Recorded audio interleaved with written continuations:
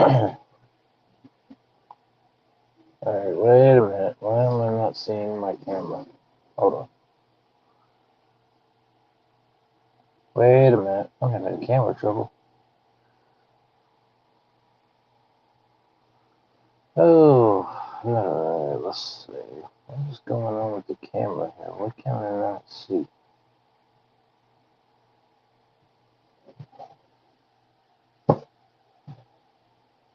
Hmm.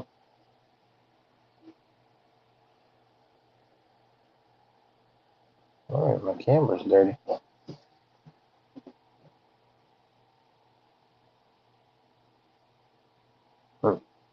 Alright, this ain't good.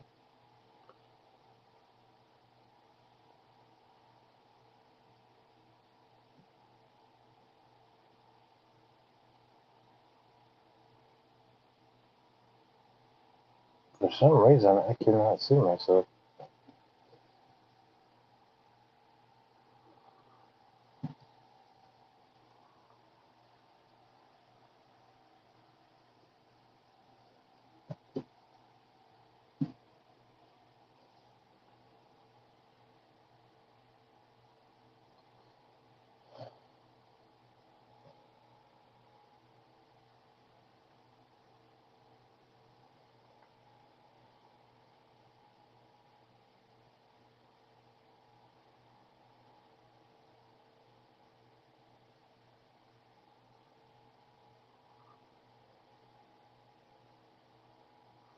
Let's see what's going on here. I don't know what's up with my camera. Sorry about that, guys.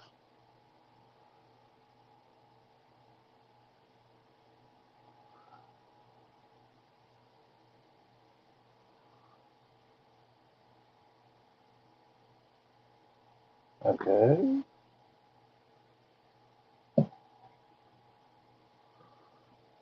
Okay. Alright, I think we're working now. Alright. Alright, guys. Welcome into 4th and 25 with Jrams. Hope you're having a good day out there. Hope you're staying safe. Hope you're having a good weekend.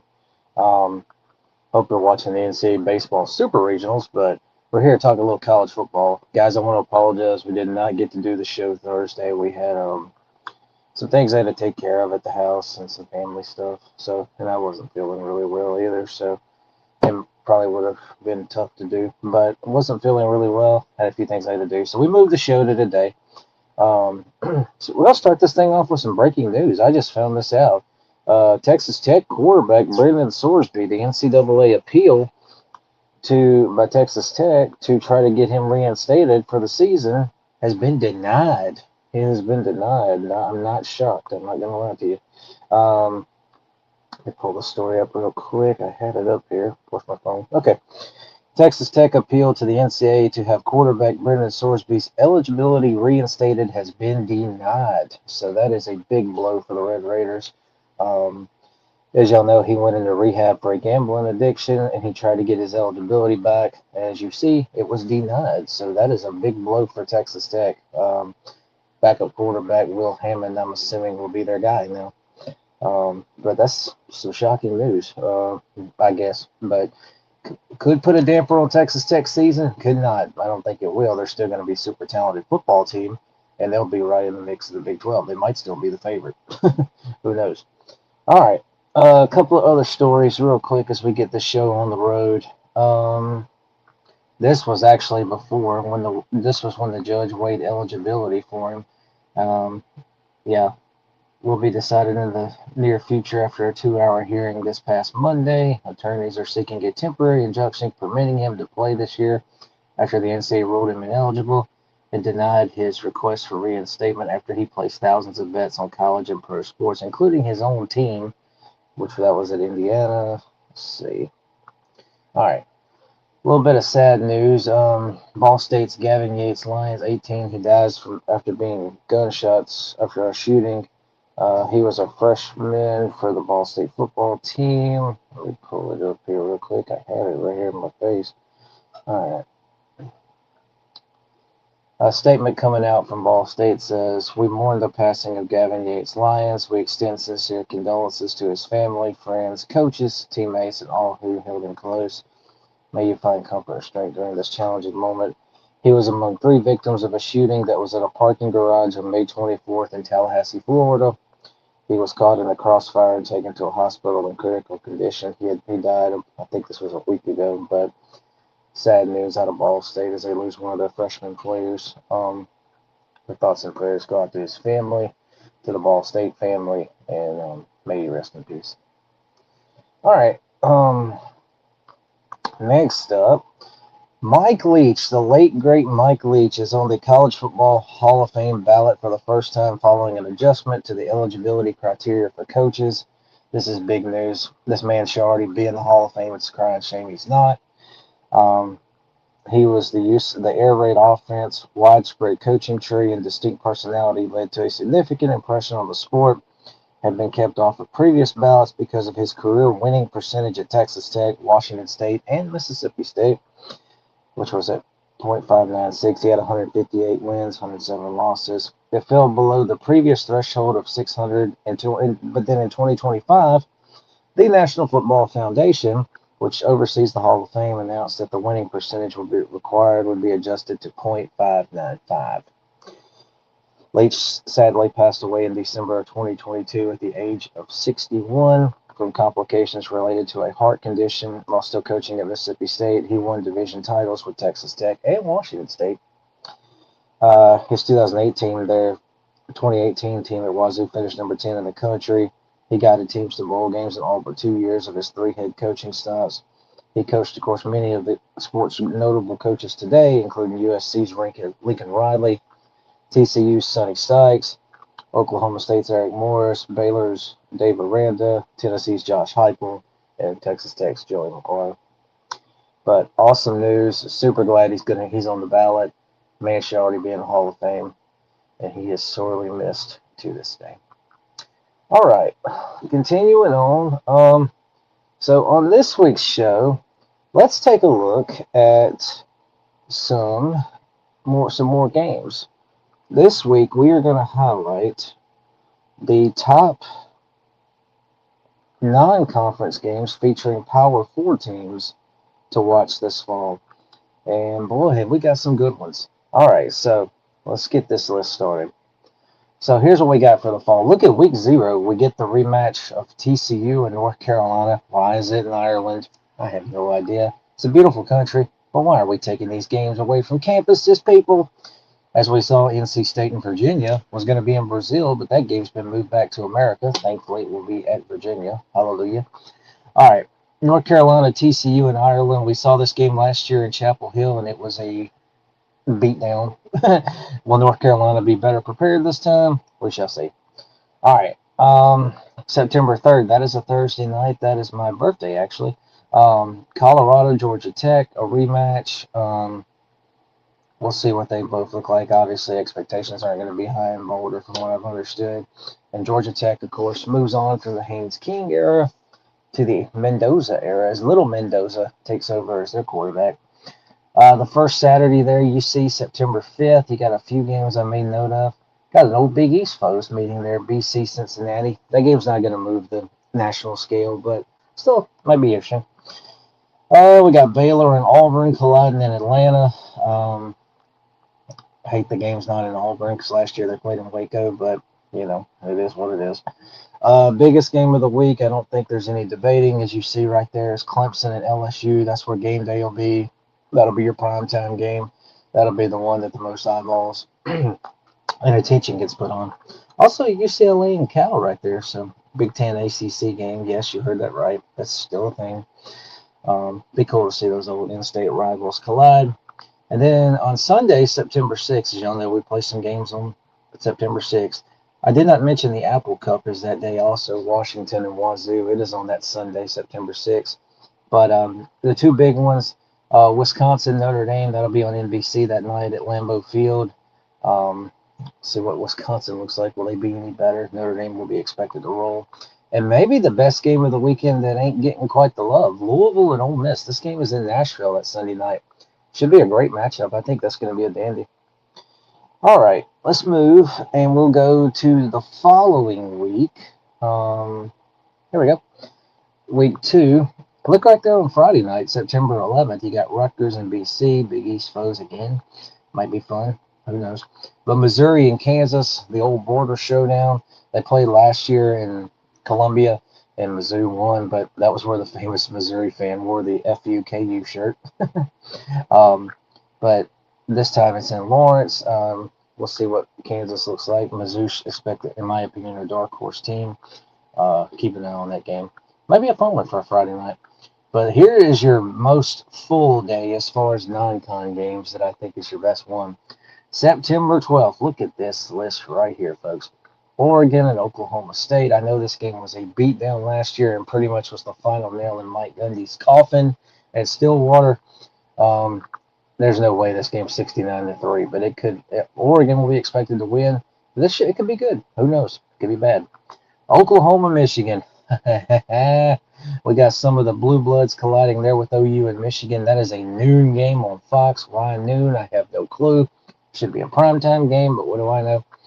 Arizona State, Texas A&M. That game is also a noon kickoff game too. Don't know what ASU is going to bring to the table, but we know obviously expectations are going to be high at A&M. UCF, Pittsburgh, sneaky good game maybe, maybe not. Mississippi State, Minnesota. Not going to be a big game on the national scale, but hey, it's a SEC Big Ten game. Might be good. We actually see how State handles it up in Minneapolis. Duke and Illinois, a rematch. Last year when they played at Chapel Hill. This year it's, of course, the last year it was at Durham. I'm sorry, I don't know why I said Chapel Hill. Anyway, Duke, Illinois might be good. Tennessee, Georgia Tech. Used to be SEC foes, for those who don't remember. Might be a good game. We got Iowa State and Iowa, the Cy Hawk Trophy, of course, great rivalry as always. Ohio State, Texas, probably the biggest game of the day, along with Oklahoma and Michigan. So you got two SEC Big Ten collisions. I just didn't think about that until now. Of course, Ohio State won last year. What was it, 14-7? Yeah, 14-7 in Columbus. I bet they break that total, but it should be a good game. And then a late night game, Arkansas, Utah. Maybe not the most big game on a national scale. We actually see how an SEC team does out in Salt Lake City, though. The last time one went there was when Florida went out there and got beat. So we actually see that Arkansas-Utah game. We don't know what Arkansas is obviously going to bring in year one of the Ryan Silverfield era. September 19th, the following week, we've got NC State Vanderbilt. Maybe a good game. You got Florida State at Alabama. You know Alabama fans have got this one circled. They want payback after getting thumped in Tallahassee last year by a Florida State team that didn't even make a bowl game. Virginia Tech, Maryland, old regional foes colliding. You got Virginia and West Virginia playing in Charlotte. Why? I have no idea. I guess Duke's Mayo's involved. Michigan State, Notre Dame. It'll be cool to see that old rivalry renewed. Can Michigan State make it competitive? We'll see. Colorado, Northwestern, not a huge one on the national scale, but hey, Big 12, Big 10. All right. And then a couple more real quick. These are just Notre Dame games. So October 17th, Notre Dame is at BYU. I think the Irish better be careful there. Obviously, November 7th, that is a monster game with Miami coming to Notre Dame. What will the weather be like? How will the Canes handle it? I think it's going to be a great atmosphere for that one. And then finally, November 21st, maybe a long shot, who knows? But SMU at Notre Dame. Notre Dame better not overlook the Ponies because they're going to be a really good team this fall. And they'll be right in the thick of the ACC race. All right. So that is top Power 4 non-con games to watch. I'm going to take a quick break. We're going to take our first break. And when we come back, we'll jump into our next segment as we look back at some old rivalries. We started this last week. We'll continue our Rivalries Lost series. See you guys in just a second.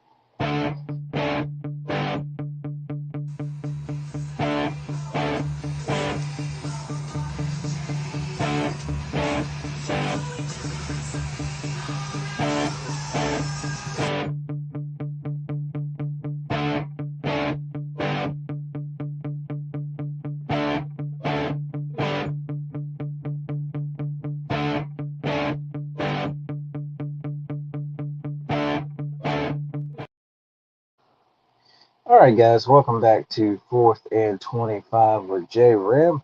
Hope you're having a great day again.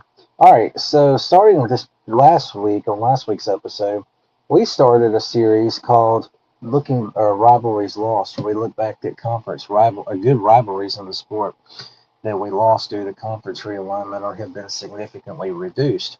Like last week, we looked at Nebraska and Oklahoma, and as well as we looked at Iowa State, Missouri, the old telephone trophy series, as we call it. So this week on our rivalries lost series, we're going to look back at a one that was just lost, but they're not playing this year, and I don't think they're going to play anytime for the foreseeable future. So let's take a look at the Nickel Trophy rivalry game. This is North Dakota and North Dakota State. This is an in-state rivalry, obviously, that goes back a long ways. Appreciate y'all tuning in, by the way. 118 meetings. North Dakota actually leads the series 63 to 52, 3 ties. Your biggest win was in 1969 by the Bison, 64 to 14. Both the teams have 12-game winning streaks in the series. Let's see. North Dakota won 12 straight from 1953 through 64. North Dakota State from 1981 through 1992. And as of now, North Dakota State has won the last two as they go on a hiatus because the Bison, as you know, have moved up to the FBS. A little bit of fact about it. The trophy is a oversized 75-pound replica of the James Earl Fraser designed U.S. Buffalo nickel. With a buffalo on one side representing the Bison, and then a Native American head on the other side representing North Dakota, who were known as the Fighting Sioux until 2012, and then it was retired in 2003.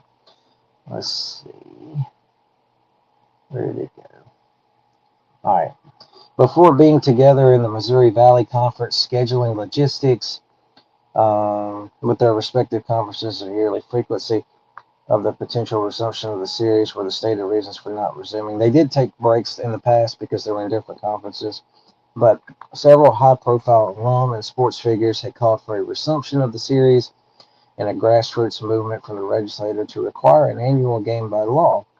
However, and again, when North Dakota State move into the FBS this coming season with the Mountain West, the future of the game is uncertain, as North Dakota State will likely only play one FCS team a year, and that game will be in Fargo. Here's a picture of a trophy that they played for.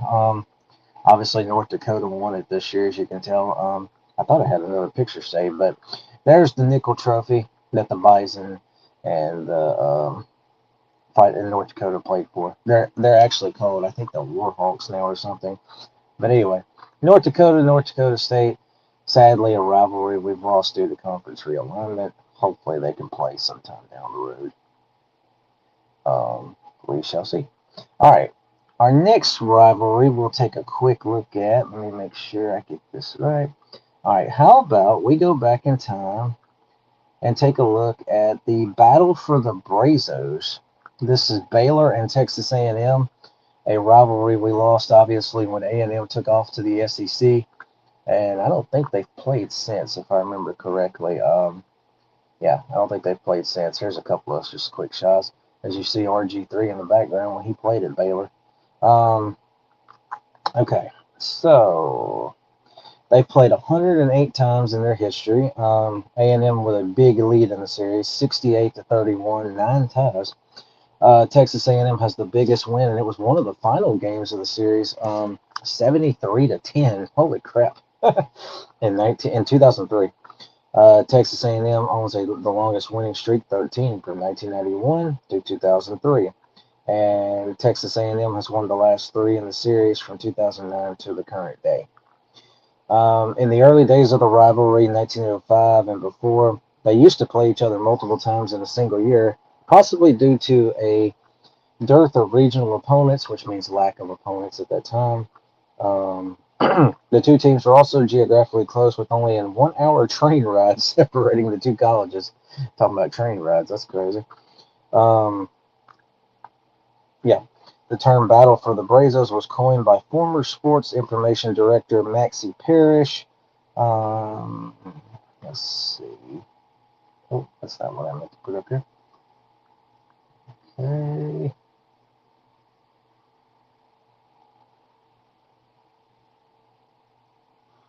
All right.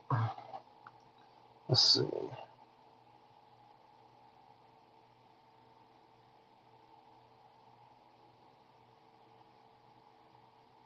Okay. The competitive peak of the series between Baylor and A&M most likely occurred between 1960 and 1990, which when Baylor won 13 games in that time frame. That just tells you how lopsided this rivalry was. A&M won 16 games and 2 games ended in ties. That was, let's say, so it was 16 to 13 A&M in that 30-year stretch, but there were a couple of ties. During that same time, 18 of the 31 games saw the final margin of victory to be 7 points or less.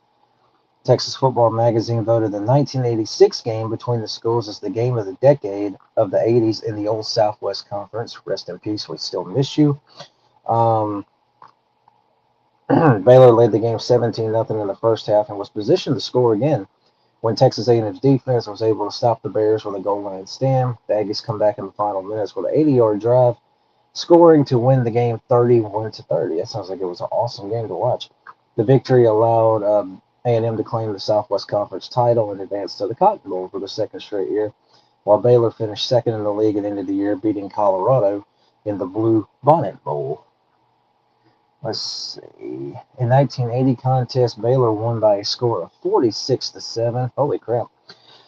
Going on that year to win the Southwest Conference title by 3 games and took them to the Cotton Bowl, where they were beat by Alabama. The thrilling 1986 game saw A&M win began a period of domination in the series. Baylor then would not beat A&M for 18 straight years, losing 17 and plus a tie in 1990. With Texas A&M's decision to leave the Big 12 following the 2011 season. Plus, Baylor filed a lawsuit to prevent the Aggies' departure. Resumption of the series is not likely at this point unless the two schools were to meet in a bowl game. But the Battle of the Brqzos, good rivalry. A couple of little stories about this one. Check this out. The Brawl. The 1926 game conceded was with Baylor's homecoming. During halftime, Baylor homecoming floats paraded around the field when a float, actually a car pulling a flatbed trailer, with several female Baylor students near the section where the A&M Corps cadets sat. A cadet raced towards the car and grabbed the steering wheel. The motion caused somebody to fall off the truck, injuring her and inciting a large riot. Students began using metal folding chairs and planks of wood that had been used as yard markers for weapons. Texas A&M student Lieutenant Charles Simmons was hit in the head during the melee, and although he initially appeared to recover, he died following the game, sadly. Oh, man. Sorry for chuckling. I didn't know he died. On December 8th, 1926, the two school presidents agreed at that point to temporarily suspend athletic relations between the schools, and they would not compete against each other in an athletic event for 4 years, and then they would finally resume playing in 1931. Pranks. Here we go. 1936, Baylor students awoke to find A&M signs plastered across campus with red paint applied to turn the Baylor flagpole into a barber pole. A huge sign on Waco Hall predicted A&M 50, Baylor nothing. It was once a tradition before a big football matchup for Aggie students to drive to Waco of capturing Baylor's bear mascot.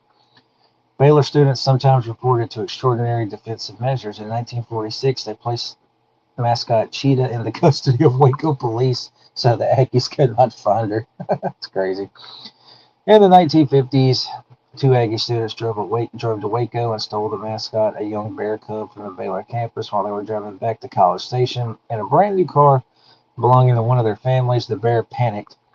20 miles from Waco, the bear ripped out the inside of the car, and the boys just set it free. The young men were caught when they took the car to be repaired. In 1954, Baylor mascot Nip and her trailer disappeared. Yet the next day, both the bear and trailer were found under a bridge on the highway to College Station. A lot of crazy stories about this rivalry. That's crazy. I hate they don't get to play no more. But it'd be that way sometimes. That's what happens when conference realignment messes it all up. Let me make sure I can take all this down real quick. All right. So, yeah. So that's a couple more rivalries we've lost over the years. We did Oklahoma and Nebraska, Iowa State, Missouri last week, and we'll do some more on our next show. All right, guys, we're going to take a quick break, and when we come back, we'll continue our seasons, looking back at past college football seasons, and show y'all some of the years of the past. We'll take a look at the 1977 season on our next segment. when we come back here in just a few minutes. I'll see you guys in a second. To hate, Andrew Anderson stating truth that just can't wait. Got a podcast like a punch right to your face. College sports villain taking it over the place. I bring the facts whether you like it or not. Dropping truth bombs, giving it all I got. They call me a villain. Well, I wear that badge with pride. Nothing but secrets they try to hide. Hard rock in my veins, rebellious to the core. I won't back down, won't take it anymore. The bad guy of the podcast world, that's me. Unleashing the truth, setting it all free.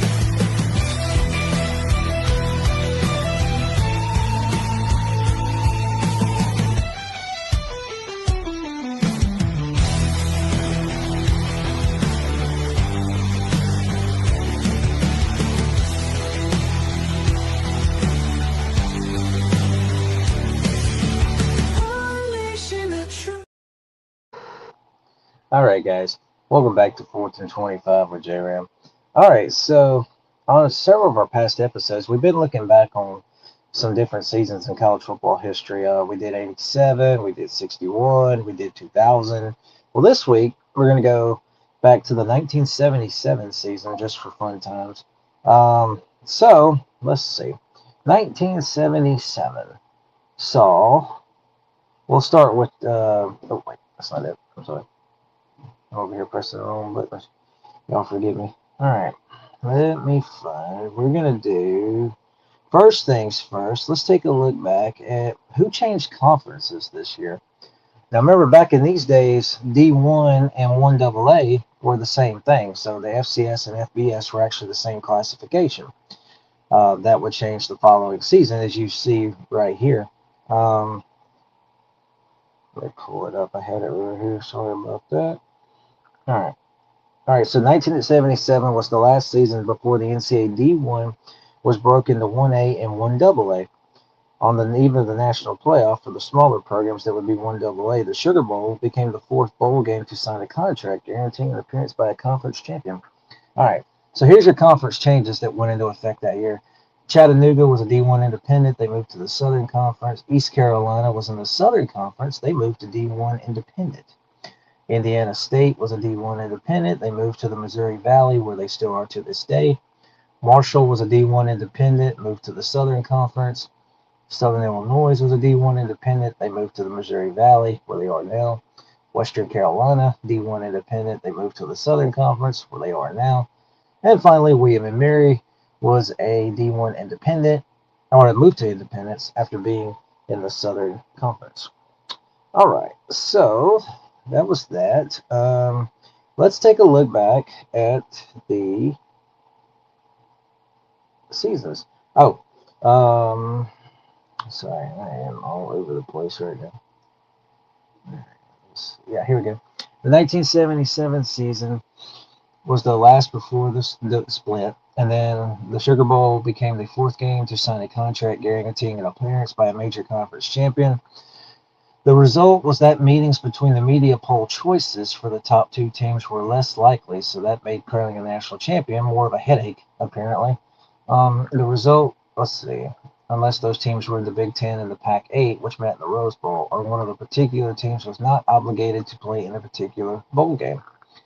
Besides the Big Ten and Pac-8 matchup at the Rose Bowl, the Southwest Conference champ went to the Cotton Bowl, the Big 8 titleists went to the Orange Bowl, SEC champ to the Sugar Bowl. Top teams had their choice of which bowl to play were either independent or in a conference outside of the five majors, such as at that time the ACC or the WAC. All right, so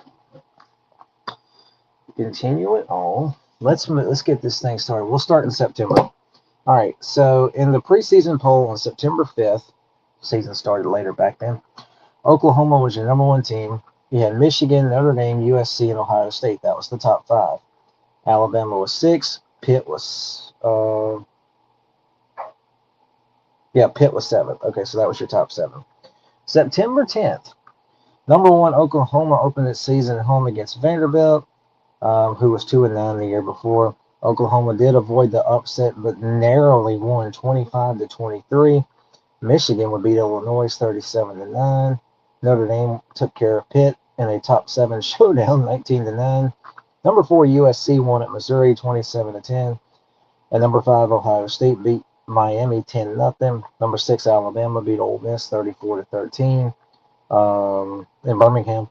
Although the top six all won their games, the polls shuffled as Michigan moved to number one, USC was two, Notre Dame was three, Alabama was four, Oklahoma was fifth, Ohio State dropped to sixth. So Oklahoma and Ohio State both dropped that day, despite winning. All right, September 17th. I think that's it. Let me make sure I don't want to tell you all the wrong thing here. Yep, September 17th. Number one, Michigan beat Duke 21-9. Number two, USC would win at Oregon State 17-10. A week after losing to Alabama, Ole Miss would stun the country as Ole Miss beat number three Notre Dame 20-13 on a very humid 100-degree day in Jackson. I remember hearing stories about this game as a child. The Irish dropped to 11th in the poll, and then another upset by an unranked team. Number four, Alabama was stunned 31-24 at Nebraska. Number five, Oklahoma crushed Utah 62-14. Number six, Ohio State, which beat Minnesota 38-7. And number 10, Penn State defeated number 9, Houston 31-14, moved up in the poll. So your top five was Michigan, USC, Oklahoma, Ohio State, and Penn State. Now, September 24th. Number one, Michigan would beat Navy 14-7. Number two, USC beat visiting TCU 51-0. Holy cow. Meanwhile, number three, Oklahoma, and number four, Ohio State would meet in Columbus. In a close game, Oklahoma would win it 29-28 after an onside kick recovery and a last-second field goal by a name I'm not even going to try to pronounce. Since Michigan had struggled against an unranked opponent, Oklahoma reclaimed first place in the next poll. Number five, Penn State beat Maryland 27-9. Number six, Texas A&M won at number seven, Texas Tech 33-17. They reached the top five also. Okay, that would set up. Yeah. Okay. So anyway, so Michigan was one, USC was two, Oklahoma was three. Oh wait. I'm sorry. I'm so sorry. A&M beat Texas Tech. So your top five: Oklahoma, USC, Michigan, Penn State, and Texas A&M were the top five. All right, moving on. October 1st. Let's head into the month of October. Number one, Oklahoma would beat Kansas 24-9. Number two, USC was off. Number three, Michigan would collide with number five, Texas A&M. Man, we had some good top five meetings back in these days. Michigan would win easily 41-3. Number four, Penn State would be stunned, losing to Kentucky at home 24-20. Number six, Ohio State would win at SMU 35-7. Number eight, Texas defeated Rice 72-15. Holy crap. USC, which was already ranked first in the coaches poll, also took the lead in the AP poll this week. It was USC, Oklahoma, Michigan, Ohio State, and Texas. Moving on, October the 8th, we saw this week featured two top 10 showdowns, both of which resulted in upsets. Number one, USC was beat by number seven, Alabama, 21-20 out in Los Angeles. Holy cow. Man, that's cool. Some good games, some classics. The Tide intercepted a two-point conversion by USC in the final minute to seal the upset. Earlier today in Dallas, number two, Oklahoma, and number five, Texas met in their annual Red River Shootout. Yes, I still call it that. Texas would win 13-6. In Big Ten play, Michigan, number three, won at Michigan State 24-14. Number four, Ohio State destroyed Purdue 46-0. The number 16, Colorado, beat visiting Oklahoma State 29-13 to move into the top five. And Michigan would take over number one. So your top five would be Michigan, Texas, Colorado, Alabama, and Ohio State. All right, moving on. Let's go to October 15th. Number one, Michigan would beat number 14, Wisconsin 56-0. Number 2, Texas faced off against number 8, Arkansas. The Southwest Conference rivals were having strong seasons despite being under new management. Hall of Fame coaches Darrell Roy of Texas and Frank Brqzos of Arkansas had both retired after the previous season, um, with Fred Akers at Texas and Lou Holtz at Arkansas. This week, Akers' Texas team prevailed over Arkansas 13-9. Number 3, Colorado played Kansas to a 17-17 tie. Thank God we don't have ties in college football. Ugh. Number 4, Alabama beat Tennessee in Birmingham 24-10. Number 5, Ohio State that week clobbered Iowa 27-6. Number 6, USC beat Oregon 33-15. And a return to the top 5 in the mixed polls. So your new top 5: Michigan, Texas, Alabama, Ohio State, and USC. Colorado tied and got punished. All right, let's move to October the 22nd. Number 1, Michigan was stunned as they were shut out 16-0 at Minnesota, who was not ranked, by the way. Number 2, Texas would win at SMU 30-14. Number 3, Alabama beat Louisville 55-6. Number 4, Ohio State would win at Northwestern 35-15.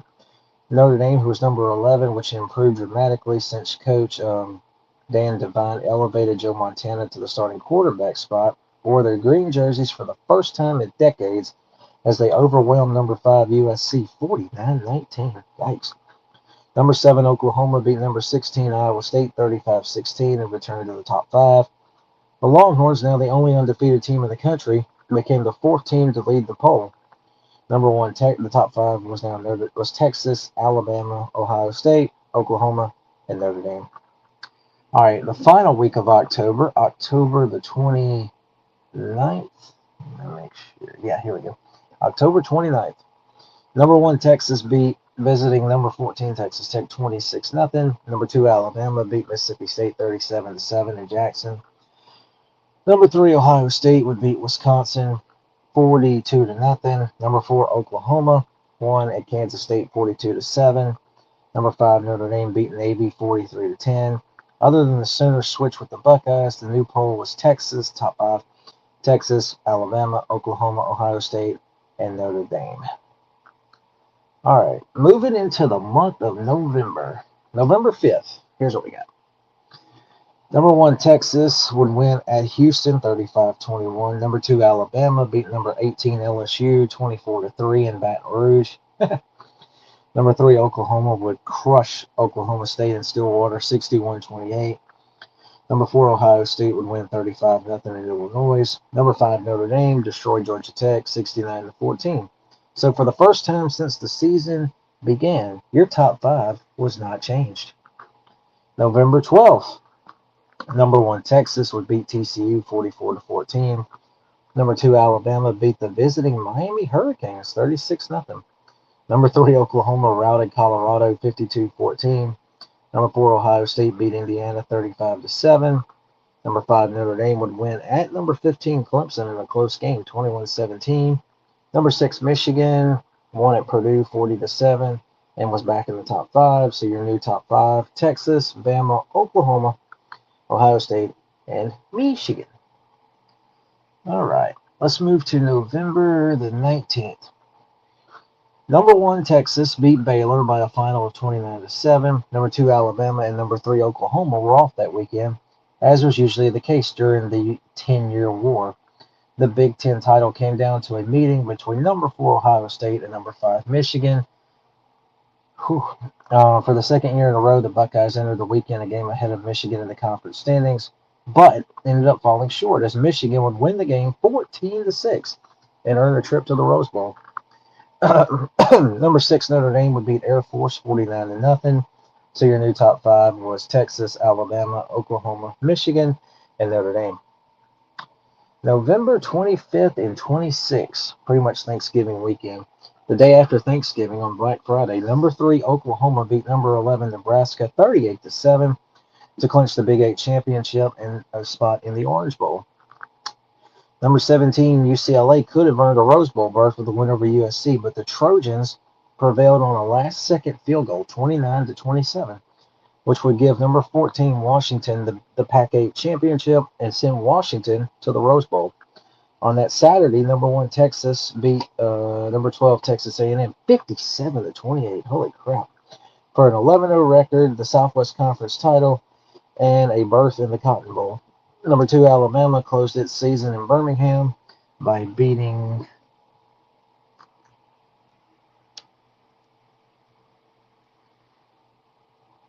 okay. Oh, okay. By beating Auburn 48-21. Alabama and number 7 Kentucky both finished unbeaten in SEC play. Kentucky had a really good team this year, if y'all didn't, for those who don't know.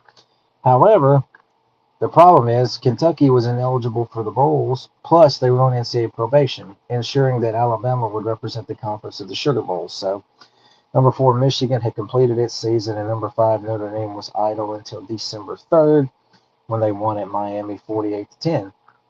In a season of parity, undefeated number 1 Texas was followed in the final AP poll by 7 teams with 10-1 records, that being Oklahoma, Alabama, Michigan, Notre Dame, Arkansas, Kentucky, and Penn State. To make matters worse, the top 4 teams were all locked in. Let me pull this up real quick. Sorry about that. They were all locked in to bowl contracts, I believe. Yeah, different bowls because of tie-ins, meaning that none of them could actually play each other in a de facto national championship. The eventual matchups were Texas and Notre Dame at the Cotton Bowl, Oklahoma versus Arkansas in the Orange Bowl, Alabama, Ohio State at the Sugar Bowl, and Michigan and Washington. In the Rose Bowl's traditional Big Ten Pac-8 matchup, Kentucky was left out due to the probation, and Penn State was settled for the Fiesta Bowl against number 15 Arizona State. All right, so who all won their respective conferences that season, you ask? All right, let me pull it up real quick. I just had it right here in my face. All right, so here's who won the conference championships that year. North Carolina won the ACC with an 8-3-1 record. They were 5-0-1 in conference. Thank God, but again, thank God we don't have ties anymore. Oklahoma was the Big 8 champ, as we talked about, with a 10-2, 7-0 record. Boise State was the Big Sky champion at 9-2, 6-0 in the league. Michigan and Ohio State, of course, both tied for the Big Ten, but Michigan won the tiebreaker since they beat Ohio State. They were 10-2, 7-1. Ohio State was 9-3, 7-1. Yale was your Ivy League champion. Yes, I'm counting the Ivy League because they were D1 at that time. Yale with a 7-2, 6-1 conference record. Miami, Ohio was the MAC champion with a 10-1 record, 5-0 in the conference. The Missouri Valley. West Texas State was the champ at 6-4-1, 5-1 in the league. The PCAA, for those who don't know, Pacific Coast Athletic Association. Fresno State was your champion at 9-2, 4-0 in the conference. Washington, as we talked about, was the Pac-8 champion with an 8-4 record and 6-1 in the league. The Southern Conference had a tie, actually. UT Chattanooga and VMI both were co-champions. UT Chattanooga was 9-1-1 with a 4-1 record.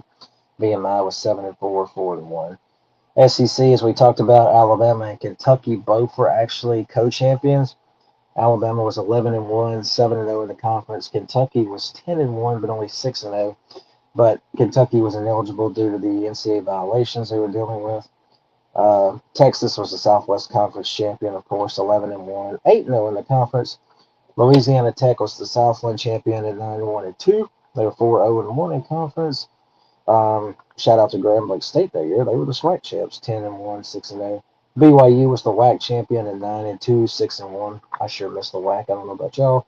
I know they play other sports at smaller levels, but Notre Dame and Penn State were the best independents that season at 11-1 apiece. All right, so let's take a look at the consensus All-Americans that season. Let's see. And the Heisman Trophy. Yeah, the Heisman Trophy. I'm sorry. Where's the Heisman Trophy? I thought I had. Hang on. Yeah, here it is. I'm sorry. All right. The Heisman Trophy that year, the winner, of course, was Texas running back, the late great Tyler Rose, Earl Campbell. He would win the award over Terry Miller of Oklahoma State, Ken McAfee of Notre Dame, Doug Williams of Grambling State, Ross Browner of Notre Dame, I hope I said that right, and a couple of other guys, as you see throughout this. But he ran away with this award. en route to the Heisman Trophy. Earl Campbell was a legend. I have a picture somewhere of him. I can't remember where it is, but he was your Heisman Trophy winner. Consensus All-Americans. There was quite a few of these. Starting with, I think it was starting with Earl Campbell, of course. Let's see. Yeah, here it is. Consensus All-Americans. Earl Campbell at Texas, Michigan's Mark Donahue at guard, Notre Dame tight end Ken McAfee, Oklahoma State running back Terry Miller, Chris Ward, an OT at Ohio State, Ozzie Newsome, an Alabama receiver, Arkansas guard Leotis Harris. Yeah, let's see. Guy Benjamin, a Stanford quarterback, Texas Tech offensive tackle Dan Irons, Arizona State receiver John Jefferson, Pitt center Tom Brqzos was a consensus All-American that season. On the defensive side, some of your consensus All-Americans included Ross Browner at Notre Dame, Texas's Brad Shearer, Kentucky's Art Steele, Oklahoma DB Zach Henderson, and then finally, where did it go? I just had it right here. There it is. UCLA's Jerry Robertson, Pitt's Randy Holloway, Dennis Thurman at USC, Notre Dame's Luther Bradley, Pitt's Bob Jury, Ohio State's Tom Cousinu, Kansas State's Gary Spani, and finally North Carolina's D. Harrison were all consensus All-Americans that season. So some really good players, including, of course, again, the great Earl Campbell. All right, let's look at the bowl season.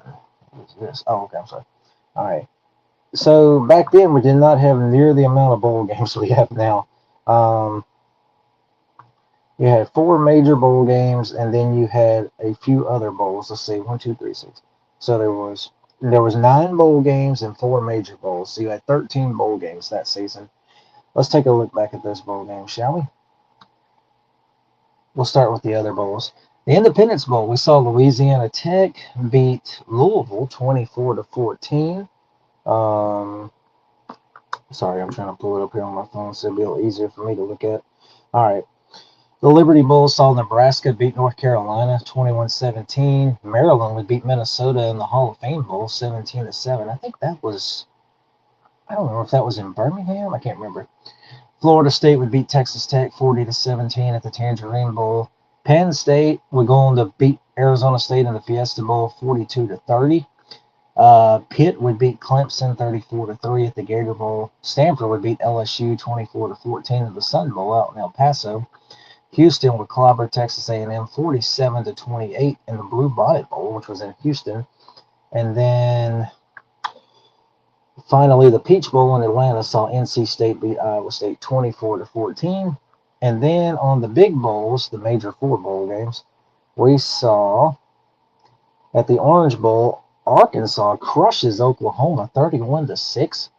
Washington would beat Michigan in the Rose Bowl 27-20. Alabama would pummel Ohio State at the Sugar Bowl 35-6.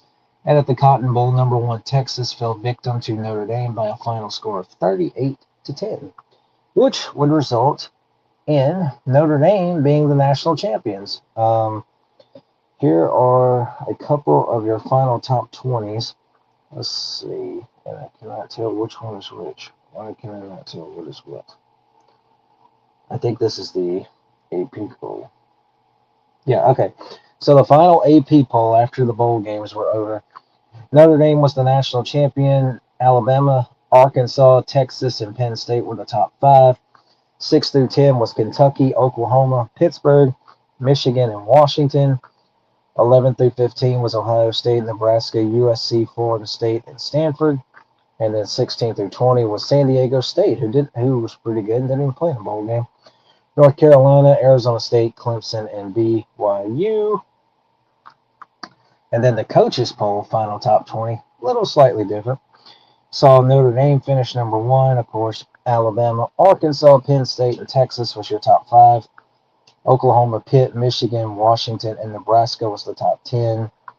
11 through 15 was Florida State, Ohio State, USC, North Carolina, the ACC champs, and Stanford. And then 16 through 20 saw BYU, North Texas, Arizona State, NC State, and San Diego State. putting a wrap on the 1977 college football season. So, and as far as again the national champion, this is how it ended. Notre Dame was the consensus undisputed. There was no argument. They are listed as the only national champs by the AP poll, the coaches poll, Football Writers Association of Football Writers Association of America poll, and the National Football Foundation. So Notre Dame was awarded the national championship of 1977 and the only national champion of that season. All right, so that was fun. I love going back and looking at old seasons. All right, I'm gonna take one final break, and when we come back, we're gonna wrap this thing up with our non-football segment. I got two things for you this week. We'll talk about them. See you guys in just a little bit. It's on time, you can get to work by 9 and start your slaving job to get your pay. If you ever get annoyed, look at me, I'm self-employed. I love to work at nothing all day, and we've been taking care of business every day. Taking care of business every way. We've been taking care of business. It's all mine. Taking care of business, and I've been working overtime. Work out. All right, guys. That was actually quicker than I thought it was gonna be. But anyway, welcome back to 4th and 25. All right, so as we close our show every week with a non-football segment. This week we're going to do two things real quick. Our last show, we obviously paid homage to the late great Kyle Busch after the sad news of his passing that rocked the NASCAR community and all of us race fans. So we took a break away from food and other stuff. Now this week we actually got some sad news again, but we'll get on that in a second. We're going to talk about a little something more positive. You guys like coffee? Are you coffee drinkers? Do you like hot? Do you like cold? Do you hate coffee? I'm a coffee guy in the mornings. I like hot coffee. I like mine to be hot, a little bit of sugar, maybe a little creamer, maybe. Um, I also don't mind a good white mocha frappe. Those are good too. I'm not gonna lie to you. Those are good drinks. But I was asked not long ago, what is your favorite coffee? And I'm gonna show you my favorite cup of coffee.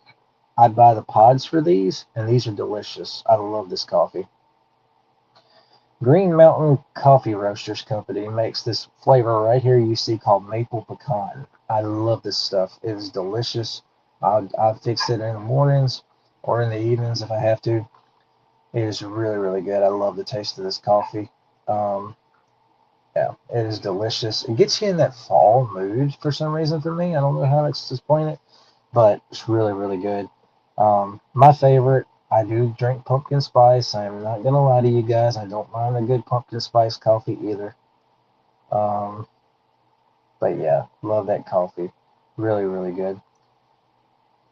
Comment below if you're a coffee guy. Let me know. There's a couple of just some good images of the hot stuff. Now, if you're a cold coffee person, that's fine too. Whatever floats your boat. I just prefer mine hot, but that's just me. All right. So, on our other part, we got the news yesterday that another NASCAR legend has passed away. Now, this one was not quite as unexpected, if that makes any sense. Um, I mean, you can never fully be ready for somebody to pass, in my opinion, but this one was a little bit different. I don't have an image. I thought I had one, but NASCAR lost another legend. Ned Jarrett passed away yesterday at the age of 94. He lived a long, great life. Um, Let me see if I can get you a graphic up real quick. He was a great driver. He was an announcer. Obviously, Hall of Famer. We all know how much he meant to the sport. Let's see if I can pull up something real quick. All right. So, Ned Jarrett, two-time NASCAR Cup Series champion. Let's see, 1961 and 65 Grand National Series champion. That's pretty much what we call the Cup Series these days. 1957 and 1958 National Sportsman Division champion. He won the 1965 Southern 500, one of NASCAR's crown jewel races. He won a race at Darlington by 14 laps. That's incredible. That's just putting a butt whooping on the field. He won a race at Darlington one time by 14 laps, guys. That's crazy. Um, he also led Grand National Series in wins two times, 1964 and 1965. Went into the International Motorsports Hall of Fame in 1991, and he was a 2011 NASCAR Hall of Fame inductee. He ran 352 races over 13 years in his NASCAR career. He, like I said, two-time champion. His very first race was in 1953 at Hickory Motor Speedway. If you don't know where that is, it's in North Carolina. Let's see if I can get. I was gonna try to get a picture up here of the man, but I can't get no pictures up here. Stupid phone. All right, all right. Anyway, his last race was the 1966 American 500 at Rockingham. His first win was 1959 at Myrtle Beach Speedway. His last win was the 1965 Tidewater 300 at Moyock Speedway. He finishes his career with 50 career victories, 2 championships, 239 top 10 finishes, also 35 poles. And then, let's see, he was, of course, a broadcaster after he retired from driving. He did races for ESPN. He did races for CBS. He called several memorable moments. Probably the greatest moment of Ned Jarrett's broadcasting career was he called his son's first win, the 1991 champion Sparkplug 400 at Michigan. And then, of course, the 1993 Daytona 500. If you have not seen that, please go look it up. You could tell he was getting emotional and calling his son home. At the insistence of CBS sports producer Bob Steiner, yeah, he coached him home in his final in that win. The Dale and Dale show, you know which Dale I'm pulling for. That was his famous quote. um, yeah, it's Ned. I'm reading something. Ned was embarrassed by his show and favoritism. He tried to apologize to Dale Earnhardt after the race, but Earnhardt smiled and said, "Look, I'm a father too." He also hosted shows on TNN and FSN. It was so cool. It was pretty cool. But yeah, calling your son home to win the Daytona 500, I cannot imagine how cool that was. But I loved when Ned and Benny Parsons were together at ESPN, and then him and Buddy Baker at CBS. A lot of fun. A lot of fun. A lot of fun. Hold on just a second. Let me try to get. I'm gonna try to get something up here real quick, guys. Just give me 1 second.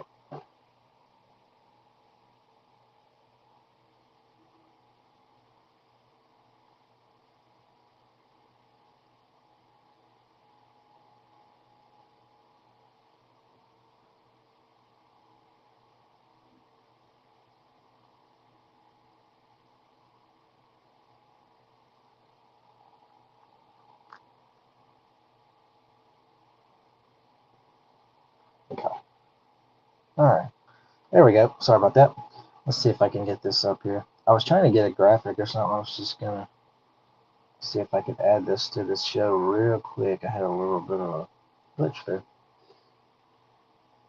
Okay, that'll work. Anyway, so Ned Jarrett gone at the age of 94. What a legend in NASCAR. I was so honored to get to listen to him call so many races over the years in the 90s as a kid. Loved him and Benny. Loved him and Buddy Baker too. A lot of fun. All right, so may he rest in peace. And again, if you don't know who his son's Dale Jarrett, who championed too in NASCAR. Very well loved and respected competitor also over the years. All right, guys. Appreciate y'all tuning in and checking me out. I didn't know how we were going to do this week since we had to move the show to Saturday. I don't normally do Saturdays. I've gotten so accustomed to Thursdays, but